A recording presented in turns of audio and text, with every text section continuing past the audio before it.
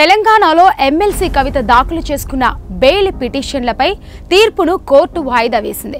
కవిత bail పిటిషన్లపై ఇప్పటికే వాదనలు పూర్తిగా తీర్పు వెలువరించనున్నట్లు కోర్టు గత విచారణలో తెలిపింది. అయితే మరోమారు తీర్పును వాయిదా వేసింది. ఈ పిటిషన్లపై ఈ నెల 6న తీర్పు వెలువరిస్తామని జడ్జి వెల్లడించారు. ఢిల్లీ లిక్కర్ స్కామ్లో ఎమ్మెల్సీ కవిత జైలు పాలైన విషయం తెలిసిందే. ప్రస్తుతం తీహార్ జైల్లో ఉన్న కవిత తనను సిబిఐ అరెస్టు చేయడంపైన న్యాయ పోరాటం చేస్తున్నారు. లిక్కర్ స్కామ్ కేసులో ఎమ్మెల్సీ కవితను ఈడీ అధికారులు మార్చి 15న అరెస్ట్ చేశారు. ఢిల్లీ నుంచి హైదరాబాద్కు వచ్చిన కవిత నివాసంలోనే ఆమెను ప్రశ్నించాక సాయంత్రం అరెస్టు చేసి ఢిల్లీకి తీసుకెళ్తారు. కోర్టు కస్టడీ విధించడంతో కవితను తీహార్ జైలుకు పంపించారు. జైల్లో ఉన్న కవితను ఇదే కేసులో ఏప్రిల్లో సిబిఐ కూడా అరెస్ట్ చేసింది. కోర్టు అనుమతితో అధికారులు ఆమెను కస్టడీలోకి తీసుకుని విచారించారు. ఈ అరెస్టులపై కోర్టులో కవిత పోరాడుతున్నారు.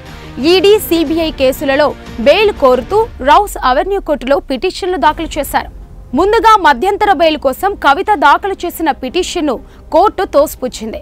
దీంతో పూర్తి స్థాయి బెయిల్ కోసం కవిత మరో పిటిషన్ దాఖలు చేశారు. ఈ పిటిషన్ విచారణ సందర్భంగా ఈడీ, సిబిఐ న్యాయవాదులు వాదనలు వినిపిస్తూ కవితకు బెయిల్ మంజూరు చేస్తే సాక్ష్యాలను బెదిరించే అవకాశం ఉందని అభ్యంతరం వ్యక్తం చేశారు.